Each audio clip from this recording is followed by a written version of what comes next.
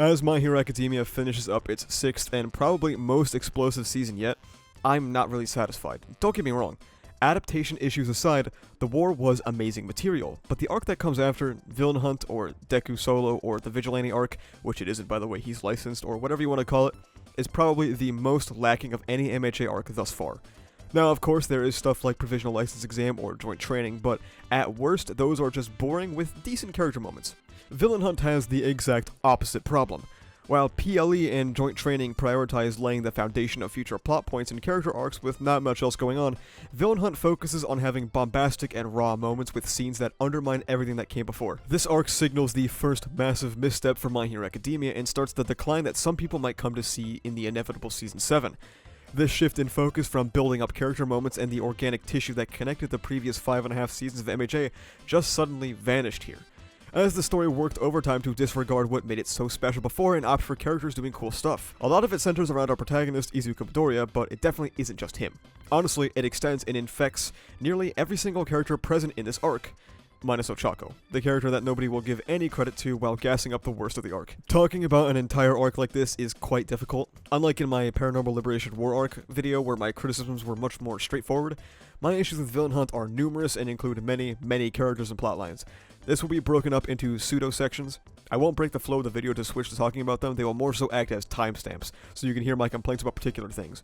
In this video we'll be discussing 1. The potential, 2. The consequences, 3. The Endeavor and Hawk's issues, 4. The Disinterest of One for All, 5. The Bastardization of Izuku Midoriya, 6. The Apology, and 7. The Worst Chapter. To properly understand just how disappointing Villain Hunt was for me, I have to talk about what led up to it. Very similar to what I did in my PLW video. Before the war arc, MHA had pretty much gone since the Joint Training arc without very much explicit focus on Midoriya's character, and people wanted to see him in the spotlight again. Everything in Act 2 was building up to this massive climax that was PLW. It's when we hit the big moments for Endeavor's Atonement arc, the Hawks and Twice plotline, the grand villainous entrance of Tomura Shigaraki, the biggest moment in Bakugo's arc so far, and the spotlight finally shines on our protagonist again. PLW was a massive deal for so many reasons. It injected serious stakes into the series that people felt were lacking, seemingly killing characters or severely injuring others, while bringing about the downfall of Hero Society that people had been waiting for like, ever. Put a lot of stock into our primary antagonist, Shigaraki, building up others like Dabi. For the first time, it actually felt like the heroes were on the back foot. Readers were incredibly excited to see the effects of Gigantomachia's rampage on society, how Bakugo would act moving forward, how our class was holding up after witnessing literal war as children, and the state of pretty much everything relating to Midoriya for the future. Now, wouldn't it be crazy if most, if not all of these, fail to live up to people's expectations? Now, when I talk about consequences here, I'm talking about multiple types. I'm going to be discussing not only the physical ramifications of PLW and Villain Hunt, but also the emotional ones, because I feel emotional consequences have always been a huge deal in My Hero Academia, and the Villain Hunt arc fails in both of these categories. Do you remember early on in Season 6 when we were watching Hawks get his back scorched off by Dabi, and Dark Shadow even commented that his back is literally gone? This amounted to pretty much nothing. His wings are regrowing, and sure, it's taking a bit longer than it used to for them to grow, but other than that, and this cool looking face scar, Hawks made it out of that battle more or less unscathed. Pretty much immediately after, Shigaraki does an insanely large decay wave that kills pretty much nobody we know, besides Native.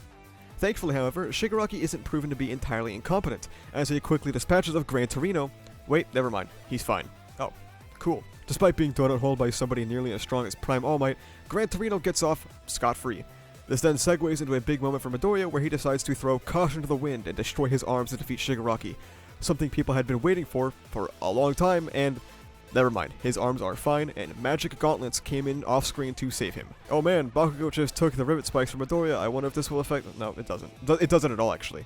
And we'll get to the apology later. When you don't fully dedicate to actually injuring your characters, even though you had extreme setup for doing it, like literally giving Gran Torino a dramatic flashback to thinking about his life choices, not only do you betray the viewer's investment, risking making them feel a bit silly for actually thinking you would do something, but you lessen the stakes of the series more or less forever. Every time somebody has the feeling of wanting to get invested in the physical or personal stakes of these characters, they'll think back to times where nothing bad actually happened to them, and it will sour your future supposedly high-stakes moments. I'm going off script here because I know people are going to bring up Mirko, and honestly, genuinely, seriously, who the fuck cares? Like, actually, who cares? Not only did some of these people break themselves, literal children and essentially child soldiers witnessed some of the most traumatic incidents of their lives. Midoriya is at one of his lowest points in terms of valuing himself. Some of these kids stumbled upon their teacher's corpse, with Momo in particular losing both of her teachers in one day. Tokoyami found out his mentor straight up killed a man, and for some reason Villain Hunt never takes the time to address any of it. We'll get to Midoriya later, but all of the kids who stumbled upon their teacher's body never had a single episode, never had a single chapter, panel, scene where they talk about it. They never even have a single speech bubble. We never get to hear about how that event might have impacted Mina, or Hiroshima, or Sato, should someone care about him. We never get to hear about Momo's struggles with Midnight or Majestic's deaths. We never get to see Tokoyami reflecting on Hawks killing twice. What is annoying about this is that MHA used to be exceptional at making these characters feel human, making them react to the world around them. We had the class disagreements in Kamino, and it made them feel like their own individual people, and seeing how much it meant to people like Ito or Tsuyu. We got to know their own personal struggles in the final exam arc, as someone like Momo struggled with her insecurities. We set aside time to see how Bakugo was affected by All Might's downfall. Kirishima got his very own arc out of nowhere in the overhaul arc, and his feelings of inadequacy. Ochako got to reflect on having Night Eye die in her arms and her inability to help Midoriya. All of this care and nuance the students once had went out the window in Villain Hunt, as they all become a hive mind of positivity to go out and save Midoriya. The story that once had an entire arc of the kids holding a concert because people were feeling down has now completely disregarded the massive impact that such a traumatic experience would have on these kids. The story that used this arc to show that sometimes physically saving people isn't enough to get rid of their trauma, now just decided to ignore the side cast that it created. In a desire to rush to the finish line as fast as possible, MHA Act 3 completely gave up on Class 1A, and unfortunately, that isn't all. This is a section that unfortunately pains me greatly to write, as these two were some of my favorite characters pre-Act 3. PLW had some of the biggest shakeups for these two characters, something that was more or less thrown away in Villain Hunt. Endeavor, on his path to atonement, finally had it all blow up in his face, as the biggest regret he has in life shows its head to punish him for his actions. Because the past never dies. We saw the conclusion to Hawks manipulating people who considered him a friend, as the situation he creates ultimately thrusts him into a position to take somebody's life. The ultimate symbol of Hawks' morally grey actions. The reaction to Endeavor is initially promising. We get to see the heavy toll it takes on him, some great introspection on his atonement, and the civilians begin to distrust him due to this terrible news. It, however, never expands beyond this. Now, of course, they were in a fight for the future of the nation, I understand that, but not a single hero, not even one that could walk off screen and never appear again, had any issues with Endeavor's actions. Abuse that made the viewer sick to their stomach in Season 2 apparently has no tangible effect on his coworkers. We never get any surprise from his agency. We never get any surprise from any minor heroes. We never get any surprise from the top heroes. Nothing from All Might, who is one of the most empathetic people in the series. Nothing from the kids, who now know the full extent of the abuse that Shoto had endured. This lack of pushback to Endeavor's past being exposed kind of gimps the Dabi reveal, making it feel like nobody really cares that much besides a select few citizens that are portrayed in a mob-esque light, as if they are wrong for distrusting Endeavor. It also just feels uninteresting to a viewer, at least speaking personally. What made me so excited about the Dabi reveal was the fallout of this action, and at first I was satisfied in letting Hori cook, but ultimately it just feels lacking. It doesn't help that Endeavor's answer to the press was a callback to Pro Hero where he actually did something, but in Villain Hunt he kind of just stands around. It's even more frustrating to think about the context of his relationship with Toya destroying himself, and him not feeling more proactive about caring for Midoriya doing the exact same thing that killed Toya. Hawks suffers a similar issue to Endeavor, where what makes them a deep and interesting character isn't actually reflected on the cast. What makes these characters interesting is the bad shit they've done. Endeavor beat his wife into a hospital, inadvertently got his kid killed, it almost did it to his second while estranging his other two kids, yet nobody seems bothered by it.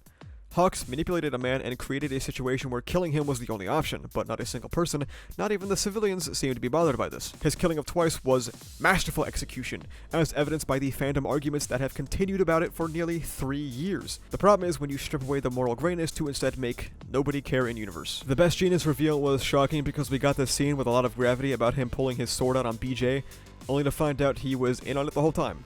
This scene now serves no purpose besides to bait the viewers to have a reveal that lessens Hawk's character centered around moral ambiguity. This hurts, but people like Tokoyami or Midoriya, who both grappled with the notion of killing somebody, never get the chance to even talk to him about this. They just implicitly co-sign his actions with no introspection of their own. Not to say that characters can't agree with Hawks, but considering how much social upheaval the reveal that he killed Twice was supposed to have, why is none of that felt in our cast? Hawks has the opportunity to have a talk with a literal assassin from the Public Safety Commission, and all that really happens is he tells her he's optimistic. By the way, while I like the Nagant fight, Jesus Christ was her exploding so bad. Hawks had all nuance from his decision ripped away from him. I sincerely mean it when I say that Villain Hunt dumbs down literally every character involved to make the plot wrap up as quickly as possible. If it wasn't obvious enough how much our cast had been dumbed down through the lack of reaction to the top two doing insane shit, where it reveals itself again is with One for All becoming an open secret.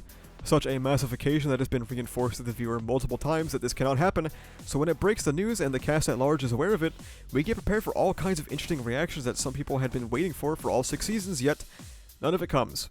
All Might and Midoriya never get a funny little moment together when their shared secret goes public. Nobody has anything to say about Bakugo knowing about the secret as well. None of Class A even goes, damn, this kid had All Might's power? Not even Shoto, the one who directly asked if Midoriya had 2 quirks, cared that he was in fact keeping his power a secret. I don't expect him to hate Midoriya or anything, just maybe a little callback to that moment and going like, hey, you did in fact have 2 quirks. Something that was built up towards being revealed one day seemed massively inconsequential once it was revealed.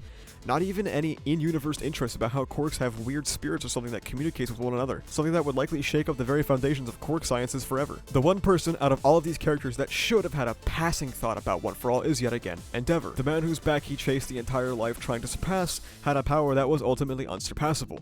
He had thrown away not just his own life but one of his children's and ruined his spouse's life. In an arc where Endeavor didn't do much of anything, making some time in an arc that could have addressed so much to have Endeavor reflecting on this revelation could have been very interesting.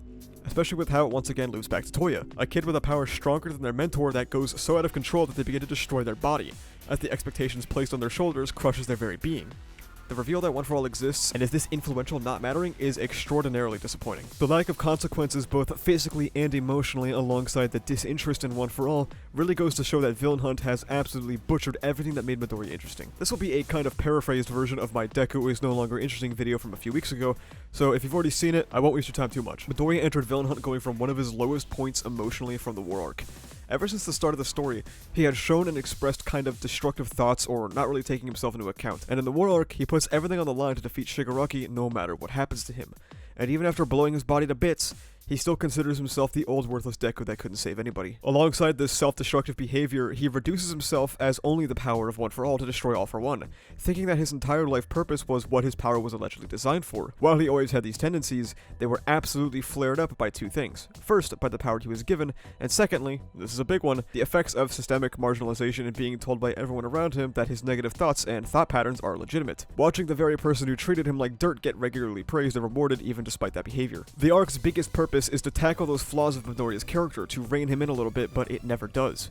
He spends a month looking around Japan for the League, then gets saved by his friends and takes a bath. There is not a single point anywhere at all within this journey where he has any introspective thoughts about his situation, never reflecting on his relationship with his power. Everybody else gets to do that for him. He gets told that he isn't his power, something that ironically has precedent in My Hero Academia. Deku told Shoto that it's his power, not his father's, but the thing is, Shoto isn't solved by this fight. He still struggles, he still has to face his trauma himself and become a better man. This nuance or tact is discarded for Midoriya, who just goes, oh okay, I'm better now. The issue with Villain Hunt is that, in an arc that is supposed to be about Midoriya's current state and no longer shouldering that burden, moving past the single pillar of society ideology, Midoriya himself is never given the chance to be interesting or nuanced.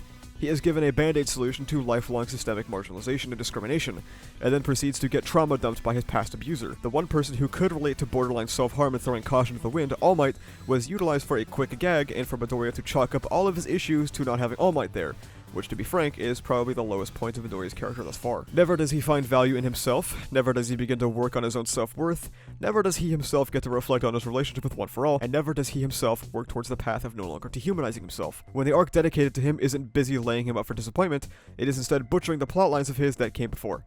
Villain Hunt absolutely decimates Midoriya's power progression that we have come to know throughout the series. We were deeply connected with his journey, his struggles, his successes. Watching him destroy himself, seeing him finally utilize 5%, using his legs, Air Force 20%, it all took a long time, but it all felt earned every step of the way. Villain Hunt throws this concept away entirely, throwing new quirks at Midoriya as if they're going out of style, giving him uninventive quirks that he can either master immediately or throwing out the idea of mastering them entirely, like Fajin. This is genuinely the worst quirk Midoriya has, not because it's weak, but because it only serves as a way for Horikoshi to wrap up the story as fast as possible. Act 2 ended with Midoriya only at 45% maximum, and Fajin is a band-aid solution to let him utilize 100%. Even if that isn't true, letting Midoriya skip all of that power progression for a power that he takes 0 time to learn or master is extremely unrewarding compared to something like full cowling. It even drops one of the main hooks in Midoriya's power progression, his arms. The state of his arms were an instrumental factor of his early growth. They were why his shoot style was invented. They were half the reason his costume was designed how it was, and not to say that they would be a problem forever, but the Bakugo Rising episode basically dangles this in front of us like keys jingling in front of a child. It thrust the idea to the forefront, reminding viewers, hey, look, he's doing it again, only to literally betray previous plotlines, investment, and viewer expectation by saying, just kidding, dumbass, he's fine. This video is already getting long enough, so I won't ramble on about Midoriya anymore. If you want more, check out my Deku video, but do note it has Season 7 spoilers. As a quick aside, I feel like Mirio having his powers back should have been a much bigger note in Villain Hunt, considering that his entire purpose in the overhaul arc was to serve as a foil for Midoriya to prove why he deserves One for All. Bringing him back and then promptly forgetting about him as soon as his use is up in the war was a massive waste. Oh well, let's get to the apology. The apology scene is something that encapsulates every single issue with this arc.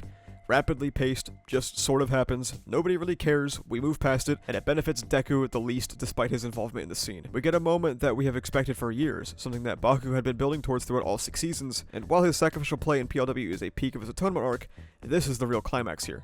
He lays out everything we have been left to wonder about his character, explicitly confirming our exact suspicions of his relationship with Deku from his point of view. And then it just sort of ends. Midoriya has no response immediately. Okay, sure, fair. I'm sure we'll get something. Oh, never mind. Deku, just like this entire arc, is given an opportunity for introspection on something that played a massive factor of how he arrived at the point he is now. The entire purpose of Villain Hunt was for something like this, only for Midoriya to fall asleep and then take a bath. It's a recurring trend for Midoriya in this relationship, and it's partly why people were really expecting something here. Besides Battle Trial, Midoriya never really gets to talk about how the stuff with Bakugo made him feel. He never gets to reflect on his relationship, and he instead has to act as the therapist for the guy who bullied him and instills some of this worthless value he ascribes to himself. And I know this is an anime-only video, so you might be thinking this could come later, and I'm sorry if you consider this a spoiler, but it won't. This will never be spoken about again. If you were waiting for Midoriya to reflect on his lack of self-worth, how that came to be, his recklessness, his relationship with Bakugo, or All Might, or literally anything, then I'm sorry. He will effectively not progress, at least up to the current date and time. The manga's not over, so I guess you never know. But that brings us to the death rattle of My Hero Academia. So off the heels of Midoriya going on a suicidal month-long journey because he does not value himself, slowly cutting off ties with his loved ones and plunging himself even deeper into that solitude, we get the Bath chapter, or the final episode of Season 6. Now, after all of the doom and gloom of PLW and Villain Hunt, I'm totally okay with a joyful, calm-down chapter. It's kind of jarring to watch after having All Might grapple with borderline suicidality and stumble through the dark looking for a purpose, but, you know, these things happen. You know what would have made this scene much more rewarding? Imagine if this came after Midoriya got to have some introspection or actually speak with Bakugo. Instead, we get this almost insulting panel of Kaminari saying that most things in the world can be solved with a good bath. Which apparently is pretty true considering all of the horrific shit these kids have faced disappears without a trace after this episode. The only acknowledgement that anything has actually changed is Bakugo calling him Izuku, and instead of giving Midoriya and Ochako a chance to talk after this incredible speech scene, yes, there are things I like about Villain Hunt, she just goes the fuck to sleep. Your best friend disappears for a month, and the first thing you do is pass out when you have a chance to actually interact with him. A lot of people defend this by saying she was just tired, but guess what? Ochako Uraraka is not real. She does not have to be tired unless the author makes her tired. The third and final massive insult to this ending chapter is All Might. After this dramatic separation, you might think that there will be some heartwarming or grand reunion where the two... No. That's it. This is how they reunite. Then Mina proceeds to ask All Might for an apology despite him, doing something insanely reckless. Then Midoriya pins everything, the years of abuse, the years of discrimination, the lifelong issues of self-perception on All Might not being there for him. Villain Hunt is a rapidly paced arc that discards all physical and emotional consequences, to strip plot points and plotlines away from the characters that made them interesting, and fails its primary function in giving the main character a deep dive and tons of focus to do pretty much nothing. A fitting end to the worst arc of My Hero Academia so far. Thank you so much for watching. If you like this video, please remember to like, comment, and subscribe for the funny YouTube algorithm. You can check the description down below to follow me on Twitter, where I'm objectively correct all the time. You can also join my Discord, where we talk about My Hero Academia, ReZero, Jujutsu Kaisen, and stuff like that. And you can also now become a YouTube member, which basically just gives you access to behind-the-scenes content, a little badge on comments, and live stream chats, and access to some emotes. Only do so if you want to support the channel, though. But that's about it, though. Thank you for watching. See ya.